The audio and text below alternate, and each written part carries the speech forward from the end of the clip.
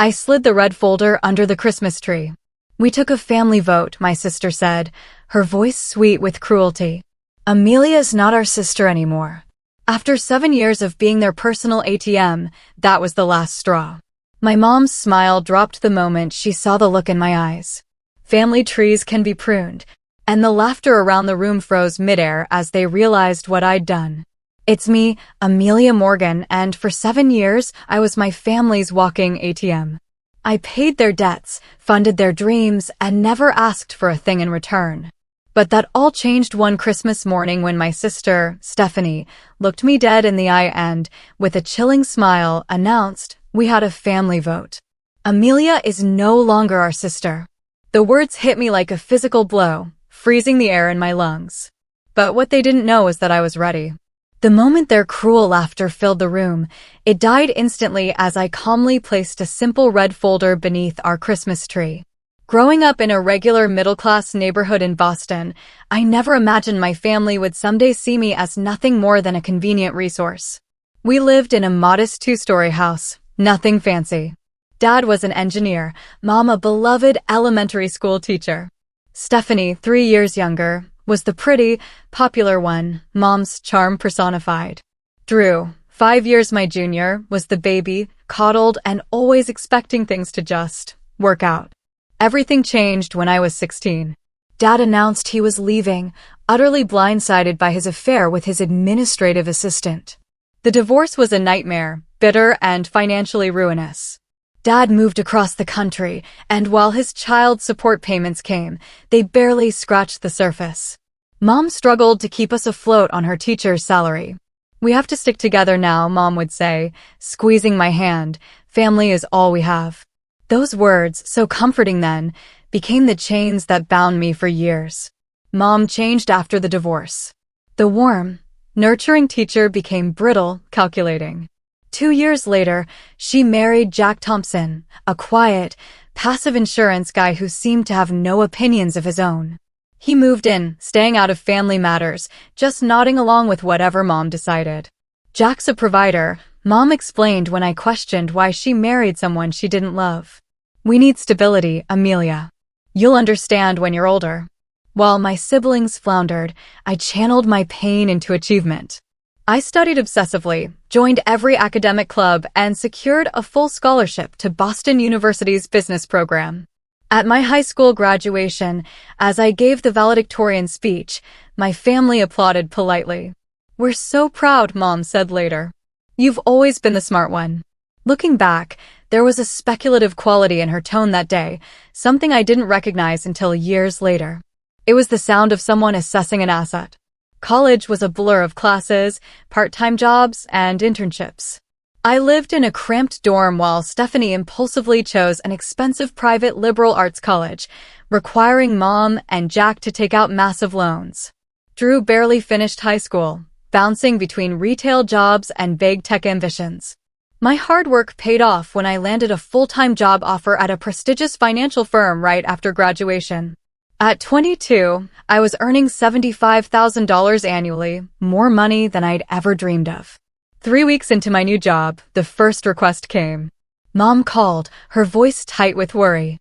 "Stephanie's car broke down completely. The mechanic says it'll cost $2,800 to fix, and with her tuition payments this month." She let the sentence hang. I transferred the money that night. Stephanie sent a quick text, "Thanks, sis. Lifesaver." Face-blowing kiss. I didn't hear from her again for weeks. 2 months later, Drew needed $1,500 for a coding boot camp that would totally set him up for success. Mom needed help with property taxes because Jack's hours got cut. Each request came with promises of repayment that never materialized. The pattern solidified so gradually I barely noticed. Family dinners became opportunities to mention financial woes within my earshot. Phone calls from home only came when money was involved. My achievements at work were celebrated primarily for what they might mean for my increasing salary. The first major crisis hit when I was 24.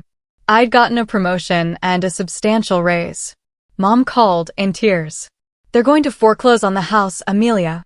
We're 3 months behind on the mortgage." Jack's company is downsizing, and with Stephanie's graduate school tuition, she broke down sobbing. I emptied my savings account, $22,000 I'd been setting aside for a down payment on my own place, and transferred it to her. When I visited that weekend, there was a new living room set and a high-end entertainment system. We got such incredible deals, Mom explained, catching me staring. Once-in-a-lifetime clearance prices. And after all the stress of almost losing our home, we needed something to lift our spirits.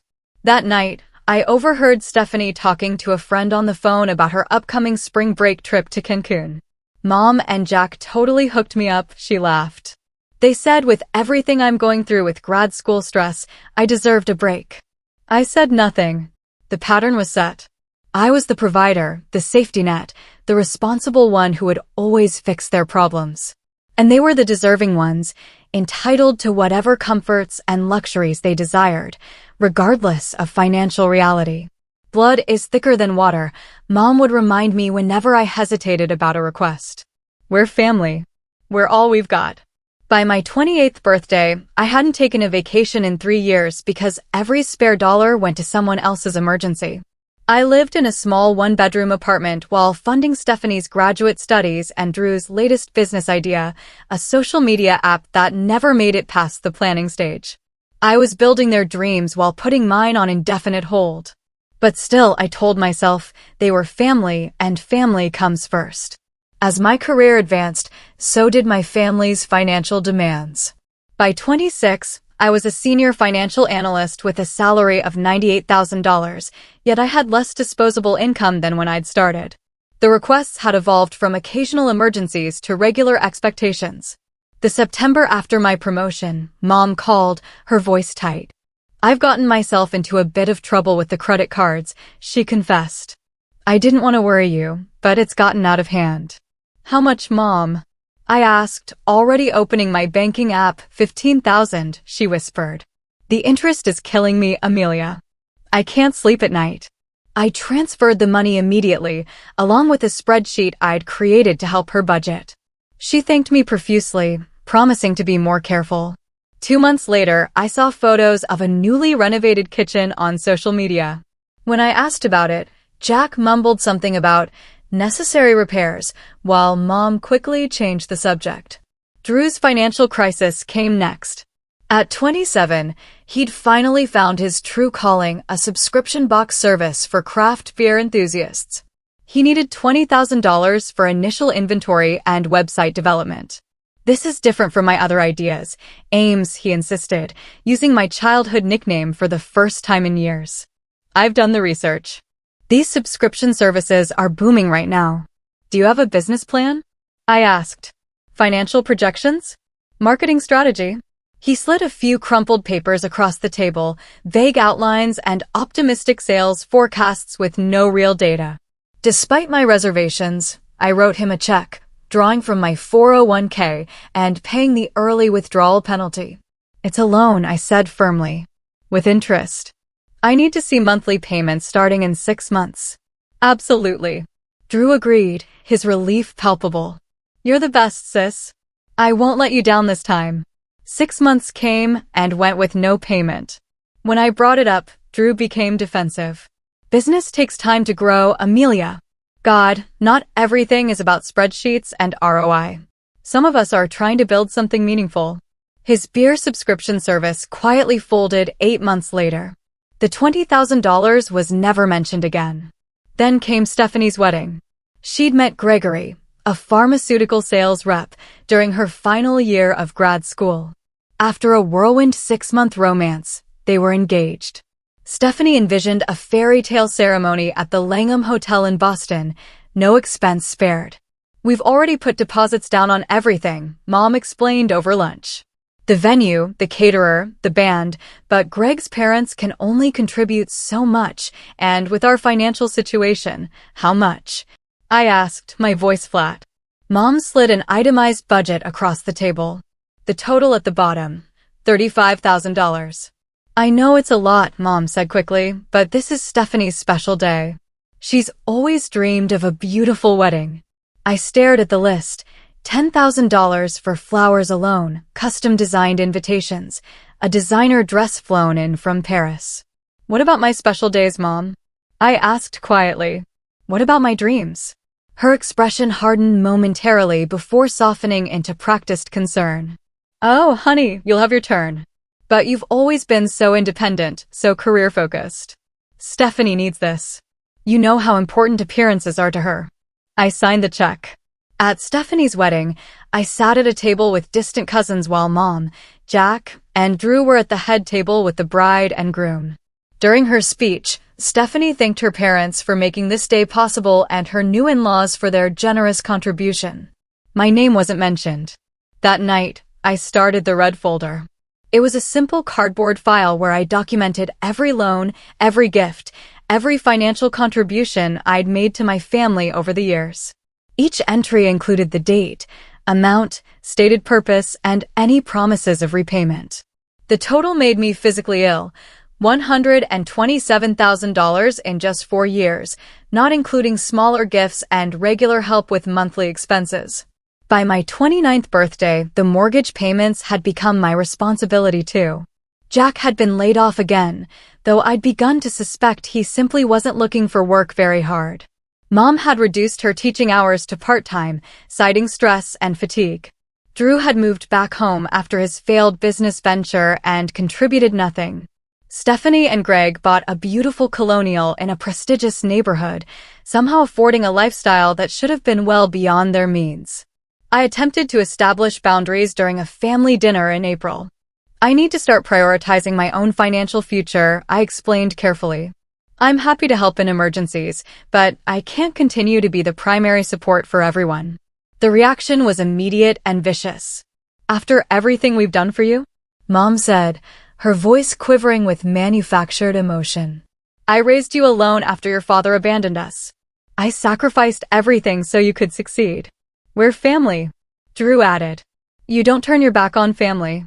It's not like you have other expenses, Stephanie pointed out with casual cruelty. No husband, no kids, not even a pet. What else would you spend your money on? I left that night with a migraine and another withdrawal from my account. $3,000 for property taxes they'd forgotten were due. The red folder grew thicker. 3 months later, I received another promotion, senior investment advisor, with a salary of $135,000 plus performance bonuses. I told no one in my family, but somehow they knew. The requests increased in frequency and amount. The red folder documented it all. The money I planned to use for a down payment on a modest condo, diverted to bail Drew out of credit card debt, the European vacation I'd been saving for since college, canceled to pay for Mom and Jack's roof repair. The professional development courses I wanted to take, postponed indefinitely because Stephanie needed help with medical bills after her cosmetic surgery. 7 years of putting everyone else first had left me with an impressive salary on paper and almost nothing to show for it. No property, minimal savings, a retirement account that had been depleted multiple times. But more than the financial cost was the emotional one. The growing realization that the people I sacrificed everything for saw me as nothing more than a convenient resource to be exploited. The red folder became my silent testament to years of financial abuse disguised as family obligation. And as the resentment grew, so did my determination that something would eventually have to change. The moment everything changed happened on an ordinary Sunday in September, 3 months before Christmas. I'd arrived early for our monthly family dinner, letting myself in with the key Mom had given me for emergencies, which usually meant delivering checks or groceries. The house was quiet as I placed the wine I'd brought on the kitchen counter. Voices drifted from the back patio, Mom, Jack, Stephanie, and Drew, enjoying pre-dinner drinks in the late summer sunshine. I moved toward the French doors, then stopped as I heard my name. Amelia's bonus should be coming through next month, Mom was saying. I was thinking we could finally get that vacation property up in Vermont, the one with the lake view. God, she's such an easy mark, Stephanie laughed, ice cubes clinking in her glass. All you have to do is mention family emergency and she whips out her checkbook. Remember when she actually made me sign a payment plan for the business loan? Drew chuckled. Like I was ever going to pay that back. What planet is she living on? "She's lonely," Mom said matter-of-factly. "No social life, no relationship. We're all she has. Of course, she'll keep supporting us." "It's almost sad," Stephanie added. "All that money, and what does she do with it? Lives in that depressing apartment, wears the same boring clothes year after year." To Amelia, Jack said, raising his glass, "The gift that keeps on giving." Their laughter floated through the air as I stood frozen, my hand still on the doorframe. Something crystallized in that moment, a perfect clarity about what my family truly thought of me. I'd been suspecting it for years, but hearing it stated so boldly, with such casual cruelty, shattered any remaining illusions.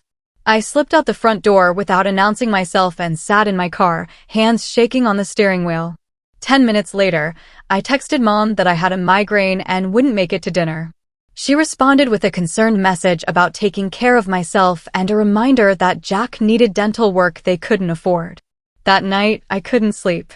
The conversation replayed in my mind on an endless loop. By morning, my hurt had hardened into resolve. I called in sick to work and spent the day researching financial abuse and family estrangement. The stories I read mirrored my own with eerie similarity. The gradual escalation, the emotional manipulation, the shame and isolation. By the end of the week, I had an appointment with both a therapist specializing in family trauma and a lawyer who handled financial recovery cases. Dr. Meredith Simmons, the therapist, listened to my story without judgment. "What you're describing is financial exploitation," she said gently. "It's a form of abuse, Amelia. The fact that it's family doesn't make it acceptable." Barbara Watkins, the lawyer, was more blunt. "You've been functioning as an unauthorized personal bank," she said, reviewing my red folder documentation. "These weren't gifts. They were loans obtained under false pretenses with implied promises of repayment." "Can I actually recover any of it?" I asked. "Some," she nodded, "especially the larger amounts where you have documentation. The business loan to your brother, for instance. The wedding funds that were presented as a loan. The mortgage payments you've been making. What about the emotional cost?" I asked quietly. Barbara's expression softened. "That's harder to quantify legally, but establishing boundaries now will prevent further damage." With professional guidance, I developed a plan. First, I hired a private investigator to document exactly how my financial contributions had been used. The results were worse than I'd imagined.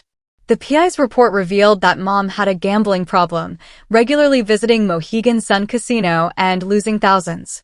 The medical emergency money I provided last year had funded her 3-day gambling binge. The roof repair I'd paid for had never happened. The money had disappeared into slot machines. Drew had used my business investment to buy a nearly new BMW, which he kept stored at a friend's house to prevent me from seeing it. He'd never even registered the beer subscription business with the state. Most shocking was what Stephanie had done. The medical bills I'd helped with weren't for necessary procedures, but elective cosmetic surgery. Additionally, she and Greg had purchased a vacation property in Maine last year, exactly when they told me they were struggling to make mortgage payments on their primary residence.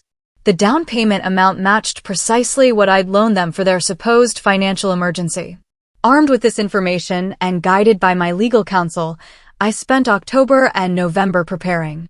I documented everything in the red folder: bank transfers, text messages promising repayment, emails detailing the supposed emergencies. I had the PI's photographs showing the real use of the money. I gathered legal documents establishing my right to recovery. Most painfully, I made the decision that would change everything. I would confront my family, all at once, on Christmas Day, when we would all be together. The timing wasn't about vengeance, but practicality.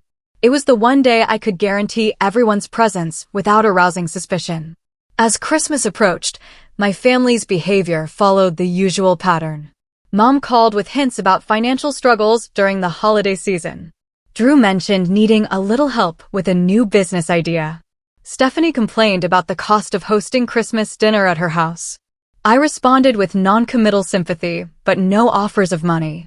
Their messages became increasingly direct, then desperate, then cold when no funds were forthcoming.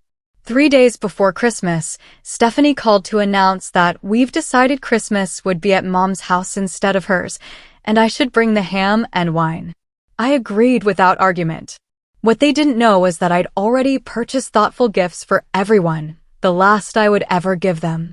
I'd written individual letters explaining my feelings and my decision, and I'd prepared the red folder with all its damning contents, ready to be revealed when the moment came. On Christmas Eve, I barely slept. The weight of what I was about to do, confronting the only family I had, potentially losing them forever, pressed on my chest like a physical burden. But underneath the anxiety was a steel thread of determination. 7 years of exploitation was enough. Whatever happened tomorrow, the pattern would end. Christmas morning dawned bright and cold, sunlight glinting off fresh snow.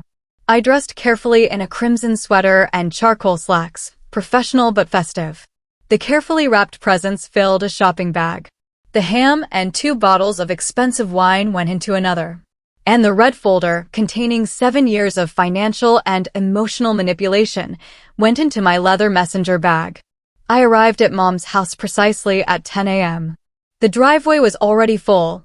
Stephanie's Range Rover, Drew's car, not the hidden BMW, but the older Honda he drove to family events, and Jack's sedan. Christmas music drifted from inside, along with the smell of cinnamon and coffee. "She's here," Mom called as I knocked and entered. She embraced me with practiced warmth, her designer perfume enveloping me. "Merry Christmas, sweetheart." The house was lavishly decorated. A massive tree draped with expensive ornaments, professional-looking garlands winding up the staircase, multiple poinsettia arrangements, all paid for with my money. The PI report had included credit card statements showing Mom's $3,200 splurge at high-end decoration stores just weeks after I'd loaned her money for property taxes. "Everything looks beautiful," I said, meaning it. Whatever else was true, my mother had impeccable taste. "Let me help with those bags," Drew offered, unusually solicitous as he took the wine and ham. He'd been distant for weeks since I declined to fund his latest venture. Stephanie emerged from the kitchen, her smile tight. "Merry Christmas," she said, air-kissing my cheek. "Love the sweater." "Is it new?" "I've had it for years," I replied, watching her slight grimace at this confirmation of my supposedly depressing wardrobe. Jack nodded from his armchair, already working on what appeared to be his second Bloody Mary of the morning. "Good to see you, Amelia." The atmosphere felt strained beneath the festive veneer. Conversations halted abruptly when I entered rooms. Stephanie and Mom exchanged meaningful glances when they thought I wasn't looking. Drew checked his phone constantly, texting someone with unusual intensity. We gathered for the traditional Christmas breakfast, Mom's special cinnamon rolls, bacon, fruit salad, and mimosas. The conversation remained superficial, weather, holiday traffic, celebrity gossip. No one asked about my work or my life. No one mentioned the financial requests I'd been ignoring for weeks. "These rolls are delicious, Mom," I said, breaking a brief silence. "Your best yet." "Well, I used real Madagascar vanilla this year," she preened. "Makes all the difference." I nodded, remembering the PI report showing her $75 purchase at a specialty baking store the day after I'd helped with her supposedly overdue electric bill. After breakfast, we moved to the living room for gifts. This had always been a choreographed affair in our family, with Mom directing who should open what and when. This year, she seemed particularly orchestrated, ensuring certain gifts were opened first. "Stephanie, why don't you give Amelia your gift?" Mom suggested with an odd emphasis. My sister handed me a small, poorly wrapped package. Inside was a coffee mug that read, "World's Best Sister." Not even a new mug. I could see a faint coffee stain inside. "Cute," I said, setting it aside. Drew gave me a $25 gift card to a bookstore. Mom and Jack's gift was a scarf I recognized from Mom's own closet, still carrying traces of her perfume. When it was my turn, I distributed my carefully chosen gifts. For Drew, a premium leather portfolio embossed with his name, a nod to his frequent claims of entrepreneurial ambitions. For Stephanie, a pair of sapphire earrings that matched her wedding jewelry. For Mom and Jack, a weekend getaway package to a luxury resort they'd mentioned wanting to visit. Their reactions were telling: surprise, certainly, but also discomfort. No one commented on the thoughtfulness or the obvious expense. Stephanie barely glanced at the earrings before setting them aside. Drew fidgeted with the portfolio, avoiding my eyes. "Well," Mom said after an awkward pause, "that was certainly generous, especially considering." She glanced at Stephanie, who straightened in her seat. "Actually," my sister said, her voice taking on a rehearsed quality, "we have something important to discuss with you, Amelia." The room went quiet. Drew suddenly became intensely interested in the pattern on the carpet. Jack took a long drink from his glass. "We've been talking as a family," Stephanie continued, gaining confidence about our dynamics. "About what's healthy and what's not." "Have you?" I asked, my voice calm despite my racing heart. This was it. The moment I'd been both dreading and waiting for. "Yes, and we've made a decision." "A family decision." She glanced at Mom, who nodded encouragingly. "A vote, actually." "A vote?" I repeated. "Yes, about you, Amelia." Stephanie's voice took on a cruel edge. "We've decided that you're no longer part of this family." The words hung in the air, so shocking in their baldness that for a moment, I couldn't process them. "What Stephanie means," Mom interjected, assuming an expression of pained concern, "is that we think there needs to be some separation. Some healthy boundaries." "You've become controlling with your money," Drew added, still not meeting my eyes. "Always holding it over our heads, making us feel guilty. We need to break this unhealthy dynamic," Stephanie continued. "So we're asking you to leave today and to give us some space to heal as a family." Mom dabbed at her eyes with a tissue. "This is so hard, sweetheart, but it's for the best. For all of us, including you." I looked around at their faces. Stephanie's barely disguised triumph, Drew's discomfort, Mom's theatrical distress, Jack's alcoholic detachment. In that moment, everything became crystal clear. They hadn't been planning to ask for more money today. They'd been planning to discard me now that I'd stopped providing it. 7 years of financial support, of putting their needs before my own, of sacrificing my dreams for theirs, and this was my reward: expulsion from the family when I was no longer useful. A strange calm settled over me. I'd expected to feel devastated when this moment came, but instead, I felt only a profound sense of clarity. And beneath that, a flicker of something unexpected: relief. Without a word, I reached for my messenger bag and removed the red folder. The glossy cardboard caught the light from the Christmas tree as I placed it deliberately beneath its lowest branches, like a final gift being delivered. "What's that?" Stephanie asked, her confidence wavering slightly. I looked directly at my mother, whose practiced expression of sad concern froze when she met my eyes. Whatever she saw there made her smile vanish completely. "Open it," I said. "I think you'll find it illuminating." The red folder sat beneath the Christmas tree, bright against the scattered wrapping paper and ribbon. No one moved to touch it. "What is this, Amelia?" Mom finally asked, her voice betraying the first hint of genuine emotion I'd heard all day: fear. 7 years of receipts, I replied calmly. Every loan, every gift, every financial emergency. All documented. Drew shifted uncomfortably in his seat. Stephanie's triumphant expression had vanished, replaced by wariness. Jack, suddenly more alert, set down his drink. "This is exactly what I meant about you being controlling with money," Stephanie attempted, though her voice had lost its certainty. "Keeping track of every penny like we're your debtors." "Aren't you, though?" I asked. I reached forward and opened the folder myself, removing the first document, a spreadsheet summarizing all transactions. $253, $842. That's the total amount I've provided to this family over 7 years. Mom made a small choking sound. "That's absurd." Drew scoffed, but his face had paled. "Am I?" I withdrew a stack of bank statements, each transfer highlighted in yellow. $20,000 to Drew Morgan on March 15th for a business investment. A business that was never registered with the state. I set down another document, the private investigator's report with photos. "But the BMW you bought a week later is registered in your name. Nice car. Where do you keep it?" "Still at Jason's house." Drew's mouth opened and closed soundlessly. I turned to Stephanie. $35, $000 for your dream wedding, $15,000 for medical emergencies that turned out to be elective cosmetic procedures. I place photos on the coffee table.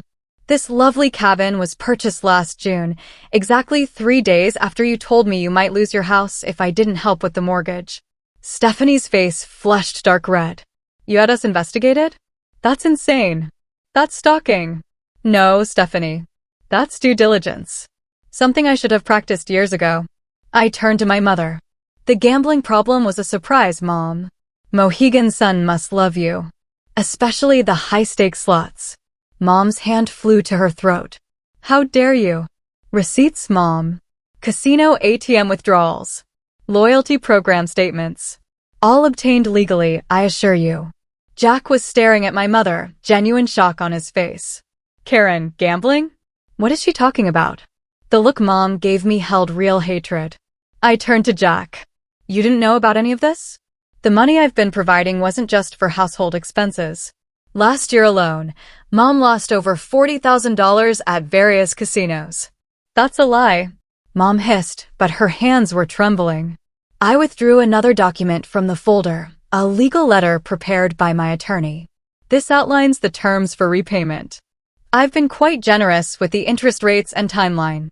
My lawyer recommended pursuing criminal charges for fraud in some instances, but I've declined that option, for now. Lawyer. Drew croaked. Barbara Watkins. She specializes in financial recovery and family law. She finds my case quite compelling.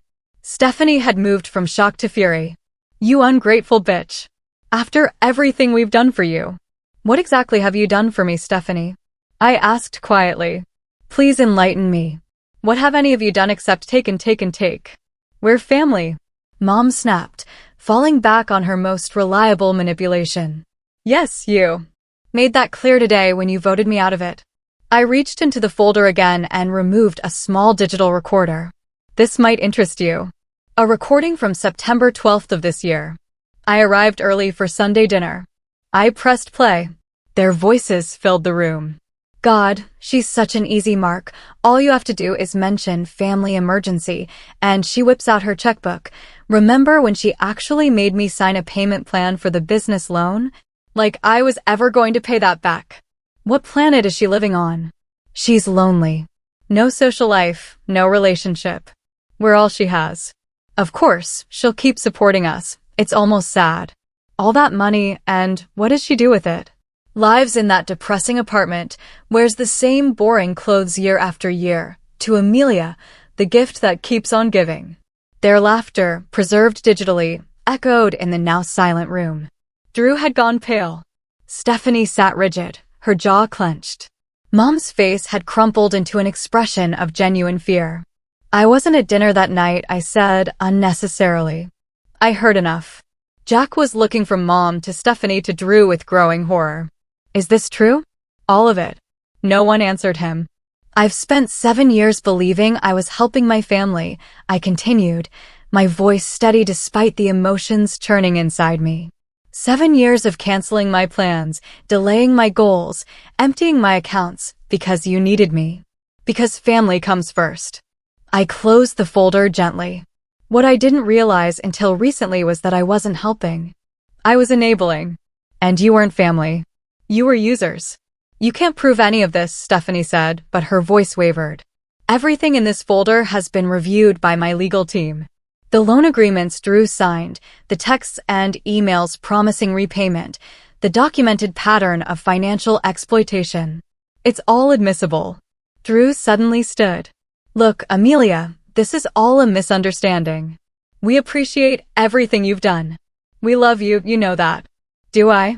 I asked. Because 30 minutes ago, you were voting me out of the family. That was Stephanie's idea, he said quickly, earning a venomous glare from our sister. It doesn't matter whose idea it was. You all agreed. And honestly, it's the most honest you've been with me in years. Mom had recovered some of her composure. Sweetheart, we can work this out. We're family. Families fight. They have misunderstandings. But at the end of the day, blood is thicker than water. That's not even the correct quotation, I said. The full proverb is, the blood of the covenant is thicker than the water of the womb. It actually means the opposite of how you've always used it. The bonds we choose are stronger than the ones we're born into. I stood up, gathering the documents back into the red folder. You have two options.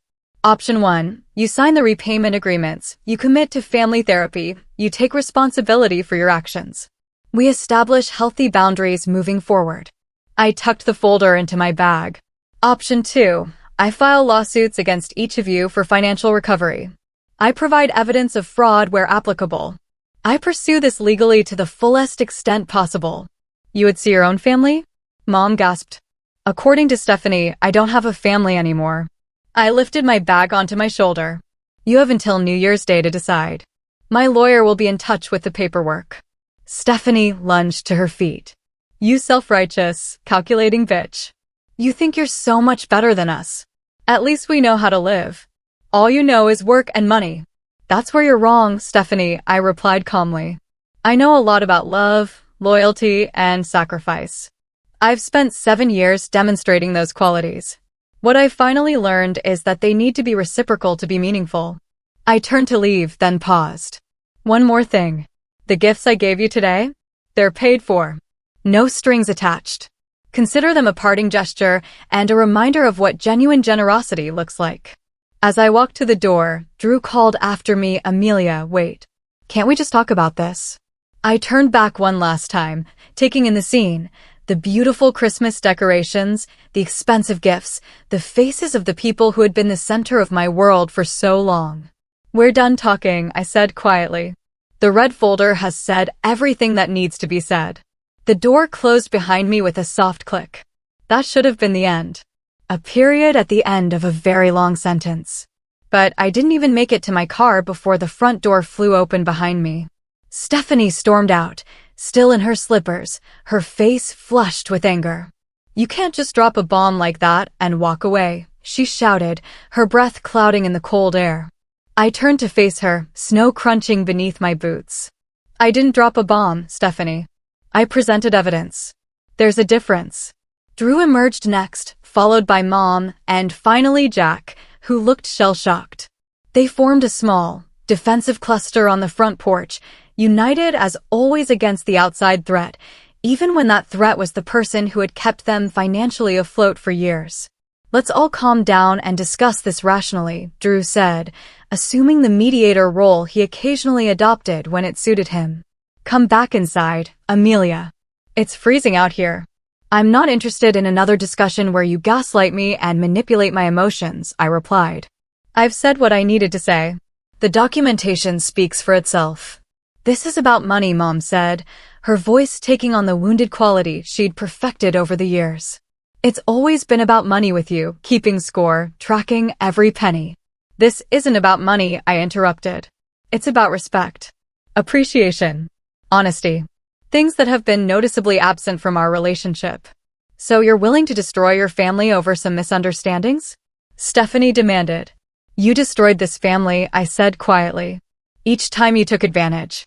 Each time you lied about needing help. Each time you dismissed me with contempt while spending my money. And finally, today, when you explicitly stated I was no longer a part of the family. Mom stepped forward, switching tactics. Sweetheart, we were emotional. We didn't mean those things. You know how Stephanie gets carried away. Don't blame this on me. Stephanie snapped. You agreed with everything I said because you manipulated the situation as usual. Mom retorted, momentarily forgetting her performance as the wounded matriarch. As they bickered, Jack approached me separately, his expression troubled. Amelia. I had no idea about the gambling. About any of this, really. His voice dropped lower. Karen always handled the finances. She told me your help was occasional, for emergencies. And you never questioned it? I asked. The renovations, the vacations, the new furniture? All on a teacher's pension and your sporadic employment. He looked genuinely ashamed. I didn't want to know, I guess. It was easier not to ask questions. Willful ignorance is still a choice, Jack. Our conversation was interrupted by Drew, who had broken away from Mom and Stephanie's escalating argument. Look, about the BMW, he began. I don't care about the car, Drew. I care that you lied to me. That? You never had any intention of building that business or repaying that loan. I was going to, he insisted. Eventually. Things just got complicated. Things got comfortable, I corrected him. It was easier to take than to earn. He flinched as if I'd slapped him. That's not fair. Isn't it? When was the last time you held a job for more than 3 months? When have you ever followed through on anything? Not everyone can be perfect like you, he muttered, falling back on the familiar accusation. I'm not perfect. I'm responsible. There's a difference. Our conversation was cut short by Stephanie's raised voice. This is ridiculous. She can't actually sue us. We're family. According to my lawyer, I have an excellent case. I called over to her, particularly given the recorded conversations and documented pattern of deception. Mom finally broke down, her carefully constructed facade crumbling. I have a problem, she admitted, tears streaming down her face. The gambling, it started after the divorce. Just small amounts at first. It made me feel something besides failure and abandonment. Mom, Stephanie began, but Mom waved her off. No, it's time for the truth. I've been lying to all of you. The money Amelia gave us, a lot of it went to the casinos. I kept thinking I'd win it back. Pay her back. Fix everything. She looked at me, genuine remorse in her eyes for the first time. But you let it, I said, not unkindly. You had countless opportunities to ask for real help, to be honest about what was happening. I was ashamed, she whispered. And then it just became easier to keep taking. To pretend everything was fine. Stephanie was staring at Mom with dawning horror. The second mortgage on the house, that wasn't for repairs, was it? Mom shook her head, unable to speak. A heavy silence fell over the group, broken only by the distant sound of children laughing in a neighboring yard. The perfect family Christmas we'd always pretended to have was finally, irrevocably shattered. What happens now? Drew finally asked. Like I said, I replied. You have options. I withdrew 5 sealed envelopes from my bag. These letters outline my terms for moving forward. Read them carefully. They include the repayment schedules, requirements for therapy, both individual and family, and my conditions for maintaining any relationship with each of you. I handed them out one by one. These are non-negotiable. You either commit to making amends and changing the dynamic completely, or we handle this through the legal system. And if we agree to your terms? Stephanie asked, turning the envelope over in her hands. Then we try to rebuild something healthier. Something based on mutual respect rather than exploitation. And if we can't afford to repay everything? Drew asked. The schedule takes your income into account. It's fair. There are also provisions for community service and other forms of restitution. I looked at each of them in turn. This isn't about getting every dollar back. It's about accountability. What about the family therapy part? Mom asked quietly. That's actually the most important condition, I told her. Money can be replaced. Trust is harder to rebuild. They stood on the porch, holding their letters, suddenly looking smaller and less formidable than they had just hours before. The power dynamic had shifted completely, and we all felt it. I never wanted this, I said, my voice softening slightly. I wanted to be part of a family that loved and respected each other. That supported each other through genuine hardships. That celebrated each other's successes instead of exploiting them. We do love you, Drew said quietly. Love without respect isn't love, I replied. It's just another form of use. I turned to go, then paused one final time. 3 months, no contact. While you consider your options and begin the work outlined in those letters. After that, we'll reassess, based on your actions, not your promises. As I drove away, I watched them in my rearview mirror, still standing on the porch, envelopes in hand. The perfect family portrait finally revealing its true image. I felt a complex mixture of grief, relief, and something else I couldn't immediately identify. It wasn't until I was halfway home that I recognized it, freedom. For the first time in 7 years, I was free from the crushing weight of impossible expectations and endless obligations. Free to build my own life on my own terms. Whatever happened next, whether they chose accountability or continued denial, I had reclaimed my agency. The red folder had done its work, and that, I realized, was the greatest Christmas gift I could have given myself. 6 months after that fateful Christmas morning, I sat in Dr. Simmons's office for a bi-weekly therapy session. The cherry blossoms outside her window had come and gone, and summer was settling over Boston with its characteristic humidity. "How are you feeling about the family meeting tomorrow?" she asked, noting my fidgeting hands. "Nervous," I admitted.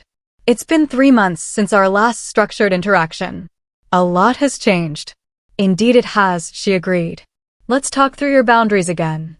The aftermath of my Christmas confrontation had unfolded in unexpected ways. Initially, there had been anger, furious texts and voicemails demanding I retract my ridiculous claims and threats. Then came the bargaining, offers to repay small amounts if I would drop the legal proceedings, attempts to negotiate the therapy requirements. Finally, when my lawyer made it clear I was serious, acceptance began to take root. Mom was the first to truly commit to change. 3 weeks after Christmas, she had enrolled in a gambling addiction program and begun attending Gamblers Anonymous meetings. The initial evaluation had revealed the full extent of her problem: over $200,000 lost in the past 5 years, multiple secret credit cards, and 2 previously undisclosed loans against the house. It was her rock bottom, I told Dr. Simmons. When Jack finally learned everything, he gave her an ultimatum: get help, or he would leave.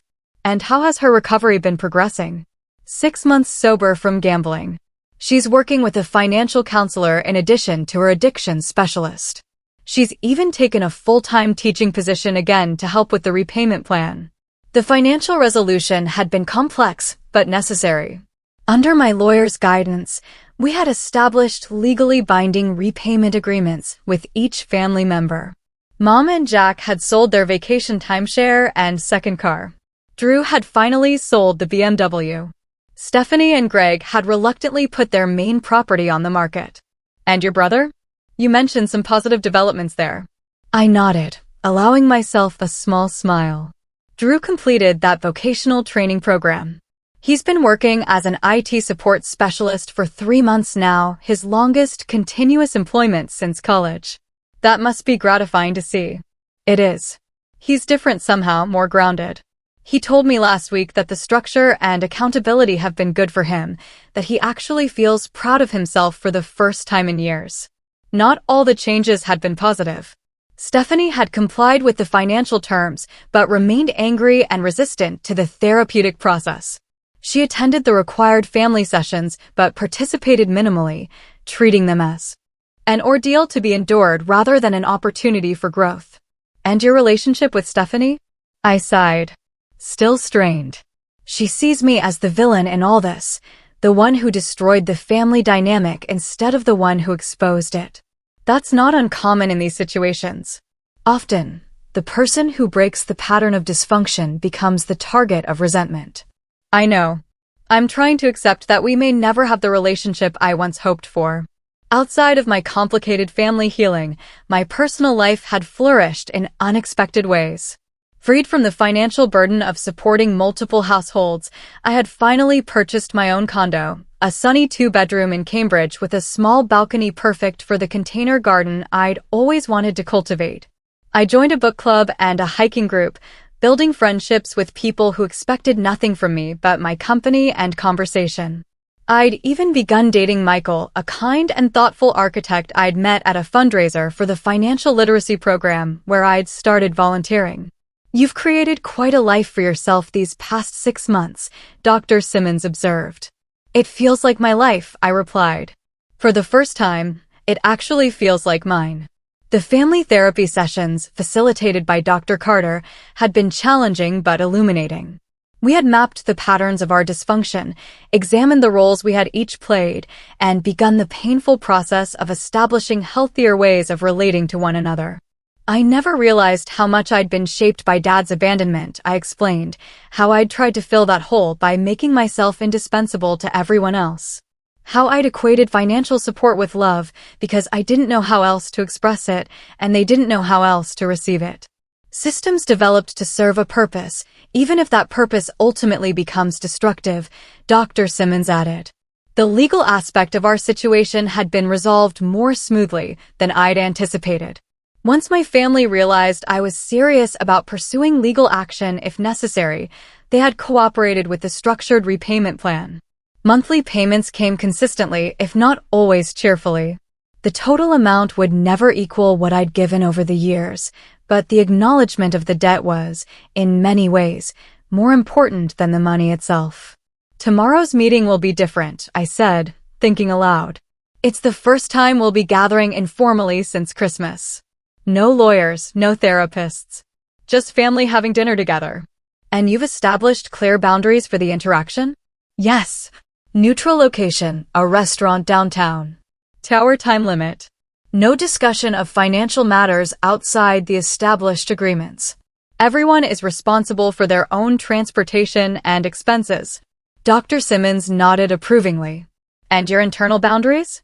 What will you do if old patterns begin to emerge? I'll name the behavior directly. If it continues, I'll excuse myself. I took a deep breath. And I remember that their behavior reflects on them, not on me. That I'm not responsible for fixing their problems or managing their emotions. Excellent. You've come so far, Amelia. Indeed. The journey of the past 6 months had transformed me in ways I was still discovering. I had learned to prioritize my own well-being without guilt, to recognize manipulation in its many subtle forms, to understand that true generosity came from choice, not obligation. Most importantly, I had expanded my definition of family. My closest support now included friends who celebrated my successes without envy, who offered help without keeping score, who loved me for who I was rather than what I could provide. That evening, I met my friend Tara for coffee. We had connected through the financial abuse support group I joined in January, both of us navigating the complicated terrain of family estrangement and reconciliation. Nervous about tomorrow, she asked as we claimed a corner table at our favorite cafe. Terrified, I admitted. What if it all falls apart again? What if they haven't really changed? Then you'll handle it, she said simply. The difference is, now you know you can walk away if you need to. You're not trapped anymore. Her words stayed with me as I prepared for bed that night. The red folder that had once contained all my documentation now held something different. Journal entries chronicling my healing journey, positive affirmations for difficult days, photos of my new life and the people who enriched it. I ran my fingers over the glossy cardboard, remembering how it had felt to place it beneath the Christmas tree 6 months ago.